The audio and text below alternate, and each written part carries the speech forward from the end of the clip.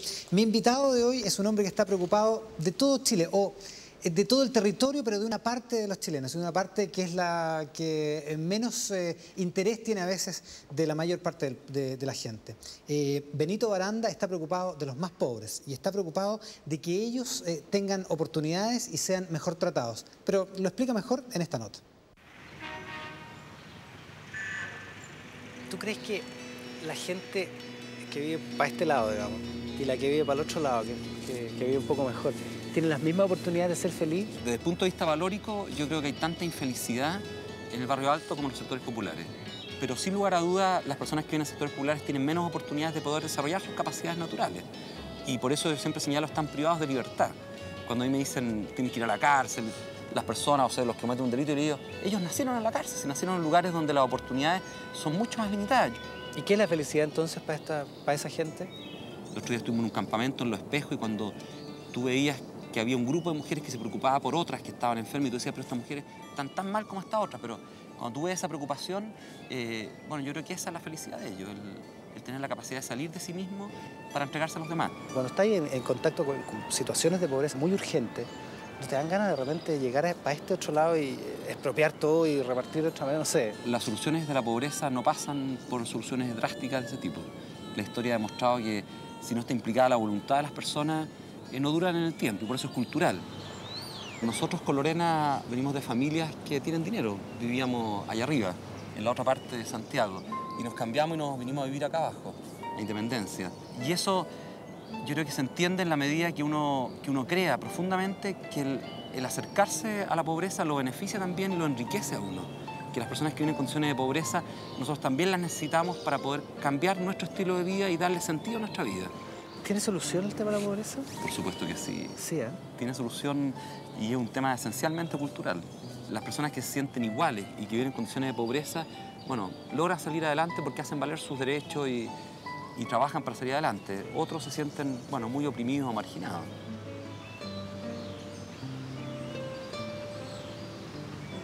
Esta gente a veces no te dice, oye, ¿cómo el Hogar de Cristo, que es la institución que yo ayudo, que es prácticamente una institución de patrimonio nacional, cómo anda ayudando a estos cabros que asaltan choferes en las micros? El Padre Hurtado desde el principio comenzó trabajando con personas que vivían en la calle. Pero ellos de alguna forma te dan la espalda y siguen delinquiendo, claro. Digamos. ¿Cómo se soluciona ese conflicto? Yo creo que a los chiquillos el hogar lo que les da es una oportunidad, ¿ya? Y oportunidad que a veces no tuvieron en el resto de su vida. Ellos son libres de escogerla.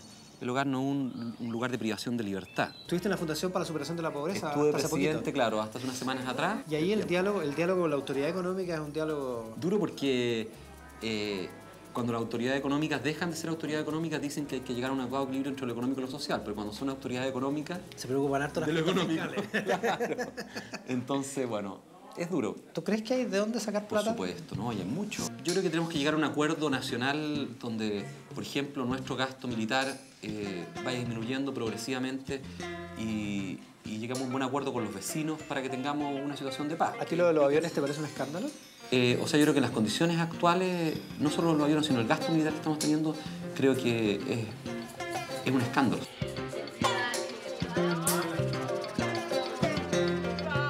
Es milagroso lo de 57 años, ¿no? O sea, nosotros decimos que el único y más importante gran milagro del Padre Hurtado es que esto permanezca en pie, porque hay que pensar que por esta hospedería y por todas las obras del Hogar de Cristo en todos estos años habrán pasado 500.000 personas, 600.000 personas. ¿Tú pensás que les cobran 100 pesos? 100 pesos en esta hospedería. ¿Por qué les cobran? Nosotros les cobramos porque desde que se generó el Hogar de Cristo pensó el Padre Hurtado y pensó la gente que trabajaba con él, que el cobrar implicaba la posibilidad de exigir de parte de la persona que llega al hogar un buen servicio.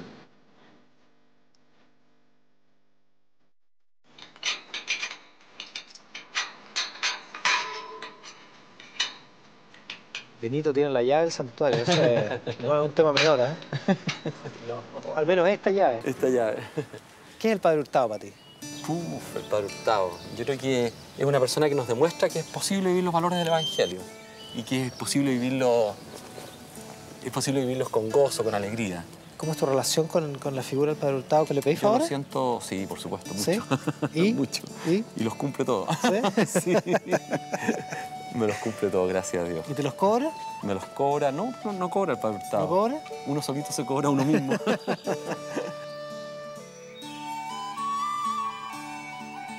Aquí estamos en San Joaquín, pues, Benito. ¿Y en tu época estudiante universitario, seguías todavía con el atletismo? ¿Cuando entraste a la O universidad? sea, me fracturé a finales del colegio, me costó un año recuperarme, retomé el atletismo, pero ya no lo retomé con el mismo ímpetu. Me he dado cuenta que me fue muy bien. Volví a salir campeón de Chile, gané un torneo que era entre Argentina, Brasil y Chile, me fue súper bien en ese torneo, pero me di cuenta que ya no era lo mismo ya. ¿Encontráis alguna relación entre el atletismo y lo que tú haces ahora? Bueno, encuentro muchas relaciones. Yo lo agradezco mucho al atletismo porque primero me enseñó que yo podía hacer grandes esfuerzos como a largo plazo. Podía sacrificarme a largo plazo y que eso reportaba beneficios para mí. ¿Te ves trabajando en alguna parte que no sea el Hogar de Cristo? O sea, yo trabajo en el Hogar de Cristo porque sirvo a las personas más pobres. Si en otro lugar puedo hacerlo con la misma intensidad y fuerza, fantástico. Esta es nuestra casa. ¿Y por qué te viniste? ¿Y hay caballos? Un caballito, sí. ¿Y por qué te viniste a vivir aquí? Bueno, con Lorena nosotros queríamos tener cierta proximidad con los lugares donde trabajamos y con las personas para las cuales trabajamos. Porque es una vida bastante más incómoda que vivir en Providencia, digamos. Pero tiene su beneficio, porque vivimos aquí en el campo, a mí me gusta trabajar harto la tierra, tener animales, y eso me relaja mucho también. Nos casamos, ella teniendo 22, yo 23, no habíamos terminado la universidad, pero nos dimos cuenta que ya era el momento de casarnos. ¿Y en esa época visualizabas que tu vida iba a ser como esta, como ahora? No, para nada. No nos imaginábamos que íbamos a terminar viviendo en una hospedería, por ejemplo, cuando después de 2 años de matrimonio se abrió una hospedería cerca de la casa donde vivíamos ahí en Independencia. ¿Y cómo llegaste a esa hospedería? Le conté a Lorena un día que llegué a la casa que quedaba una semana para inaugurar la hospedería y no había un matrimonio para encargarse. Y la Lorena, en su sencillez, franqueza, me miró y me dijo: ¿y por qué siempre uno tiene que andar buscando otra gente para que se haga cargo de este tipo de obras? ¿Llevan 2 años de matrimonio? Sí, y nos instalamos el año 84. Coincidió con una operación muy grave que tuvo Lorena, que tuvo una convalecencia larga, y la hizo ahí en la hospedería la convalecencia. Y fue muy emocionante también eso, porque los niños se portaron un 7 con ella. Y después nos fuimos a estudiar a Italia. ¿En qué momento supieron que no podían tener hijos? Habíamos sabido cuando estábamos en la hospedería el año 84. Cuando conocen esta noticia que para todas las parejas puede ser más o menos relevante, ¿cómo lo viviste? ¿Como una prueba, como un golpe, como mala suerte, como qué? Yo creo que como Dios nos ha regalado tantas cosas en nuestra vida, nos regaló el que en ese momento, cuando supimos la noticia, estábamos experimentando una paternidad y maternidad distinta, porque estábamos... Era el momento de la hospedería del niño. Entonces, la verdad es que no tuvimos un gran trastorno. Por lo menos con Lorena lo conversamos varias veces, y si no lo podíamos tener de forma biológica, los hijos los íbamos a adoptar nomás. Cada uno de ellos una emoción tremenda, porque es una historia cada uno de ellos. Manuel, el primero, ir a buscarlo, llorábamos a madre, después el bautizo también llorábamos a madre con la Lorena. Bueno, con cada uno hemos llorado en los bautizos. Cuando nos dijeron que existía Magdalena y que tenía algún grado de discapacidad, les preguntamos a ellos si estaban dispuestos a que la adoptáramos y la tuviésemos aquí en la casa, y todos felices en tener a Magdalena dentro de la casa. Ella tiene audífonos ya y puede escuchar. Antes no podía escuchar, pues, ¿no es cierto? Cuando tenés que explicarle a uno de tus hijos por qué hay gente tan pobre, ¿qué les decís? Me recuerdo una pregunta del Nacho que me dijo: papá, ¿por qué a los pobres les pagan con moneda y a ti te pagan con billetes? Ellos son amigos de muchos niños acá que viven en condiciones de pobreza. Yo creo que lo que yo les podría explicar es que, bueno, los niños, si hoy día permanecen en la escuela, van a ser menos pobres que sus papás.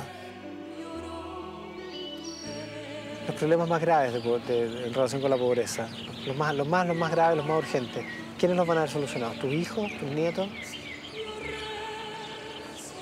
A ver, los problemas inmediatos espero que mis hijos. Los problemas más profundos yo creo que ni siquiera mis nietos.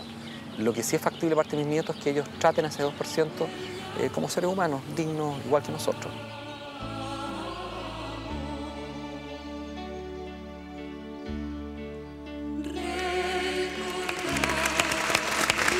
Benito Baranda.